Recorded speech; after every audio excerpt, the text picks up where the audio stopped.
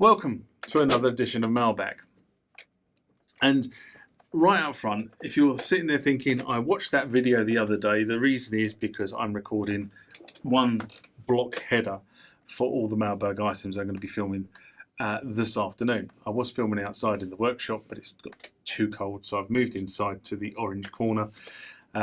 So here we go. Now remember, Mailbag are questions, comments, and various other things that you guys leave on the channel or you email me directly that I think are worth airing. So before we get going, parish notices. If you haven't subscribed to the channel, why not? Tell your friends, tell the street, tell the world, get them to subscribe. I jest. But if you seriously haven't subscribed to the channel and you like videos about this sort of stuff and musical equipment in general, then subscribe. If you want to be notified when those sort of videos hit the channel, you really need to press that bell icon as well. If you like the content of the video, give it a thumbs up. Down below, leave comments. I do read the comments, I respond to the comments, and sometimes I even make videos about the comments you guys leave, so they give me ideas about future content for the channel. For less than the price of a cup of coffee, you can support the channel and support the production of videos. The address of the TMTG community is down the bottom there, as are the Facebook and Instagram feeds, where all the channel notices during the week are posted. And obviously the release of videos is posted over there as well. But now, back to the next mailbag item. Next one comes from AM Synths, and it's in response to music hardware versus VST. What drunk eBay bidding gets you? New S50 sound library SMR I did in June 2019. Excuse me, got a dry throat. And AM Synths writes, the S50 sound library 501 and 550 is available as free downloads. With a USB drive, you can record 100 of them. Not sure why you want the floppy disk unless it's original Roland. I get that you need a PC to do this, but it opens the door to a massive library.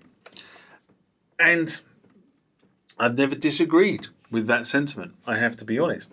I agree with you. You can get most of this stuff from the internet. And you can get a USB drive and you can plug it in. The problem, what you struggle to do then is actually get, if you buy custom floppy drives from anywhere, you can't load them on without a floppy disk drive and an old PC because of the way the whole thing works, and it becomes a pain. So I think I've told people who follow the channel on a regular basis, most of this stuff comes down in sort of a format called OUT. Which is great, but these old files sometimes difficult to convert to another format, so you need a way of converting them. That's one of the biggest issues. And the reason I have acquired original manufacturer's discs or original vendor discs, and they're the discs that are actually up in storage. So I have all these discs in storage. They are being well looked after. I have copied them all. They are all sitting on floppy drives. I used copies, as you know, if you've ever seen me load stuff up for a lot of these legacy synthesizers, samplers, etc. I use the copy disc. I never use the original. The originals are away, but it means it preserves it. I mean, I've effectively got a sound library now that I think is becoming unenviable in terms of all the original discs that I've got on it. And some of those are, I'm saying, are on the media replacement service, some are not. Simple reason is some of them I just haven't got around to putting on the media replacement service, and some of them are you can still buy from the original manufacturer. So I'm not going to take away their revenue by doing it. But I have got them. They are saved. They are stored on a drive or on a facility that is backed up. So for years to come, I'll be able to pull them down onto floppy disk. The biggest issue I have is how much longer can I get floppy disks?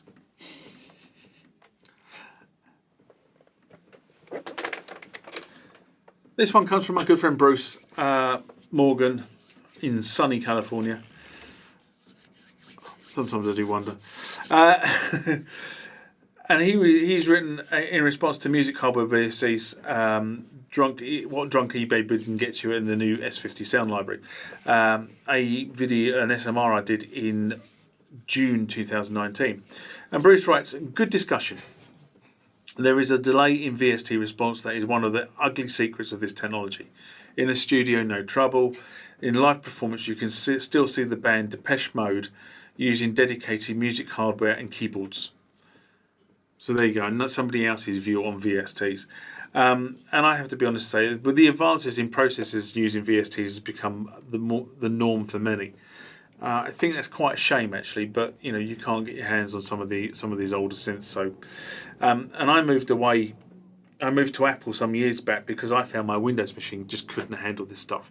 That was the primary move for me from away from Windows to Apple. So I still have a Windows machine. I have an Apple machine. That's my Mac sitting there. But what I found was with the Windows machine, the VST just randomly locked up, and you can't have that. I mean, in the studio you can get away. You just rewind and take again. But when you're on the road, you know, come on, that's just a complete no-no. Of course, you know, you can go down the appliance route. I've always said on the channels, and on anybody who's seen the videos I did on the Muse Receptor, that I think the whole concept of the Muse Receptor was brilliant. I really do. Completely dedicated hardware for running VSTs. Fab idea. Implementation, rubbish. Sea Lake Audio doing something very similar, band in the box, but you can load VSTs in there. It's Windows hardware, so you don't run into the problems that you had with the Muse Receptor being some weird Linux kernel.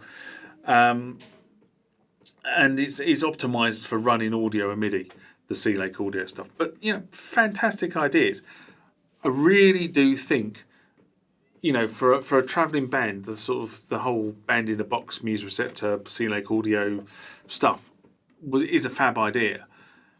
I think the problem has always been support, getting the VST manufacturers to support your platform to allow your platform to expand.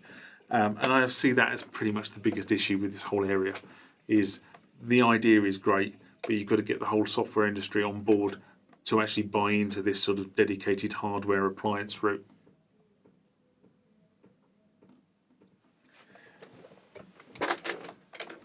This one comes from Lawrence L. in response to the Yamaha SY35 video SMR I did in April 2020. And Lawrence writes, had a 35 SY85 and still have an SY85. The SY35 versus VS never really convinced me in terms of making a usable noise. I have to be honest and say I've never had a 35 and I've never had a 22. That's the SY22 from Yamaha. But both the 25, the 22 and 35 were funny additions to this range. The SY22 was the last synth developed by the Sequential boys before Yamaha bought them out of bankruptcy. And I think the release of the SY22 was just to get it out the door with no thought for lineage of the SY range. I've said many times before, the SY range was a weird lineage. You had the 77 and the 99 being the flagship synths, and then you had the 85, which actually didn't have, wasn't compatible with the with the 77 and 99, and then you had the 33 and the 22, which weren't compatible with any of the others. So the 35 actually came out after the flagship synths, so it came out after the 77 and 99, and it always seemed like a stripped down SY77, but the user interface was reported to be hard to use, which is why I think many people stopped using this keyboard as they just got frustrated with it. And again, as I said, I've never had one of these. I've never had one come through the studio. I've never played one of these things. But by all accounts, based on the specification, it should be a really powerful little board. But it's never really lived up to its billing. And this was kind of a common thing with synthesizers back in the day. The screens were small because obviously we didn't have the whole concept of LCD displays like we have now, or LED displays as we have now, and because of that, you know, trying to actually navigate and do anything usable on these machines was difficult. And people then started, writing programs for the Amiga and the Atari ST and various other machines that were around at the point in time. And you could then edit the sounds and the tones, and you could push them back to the machine.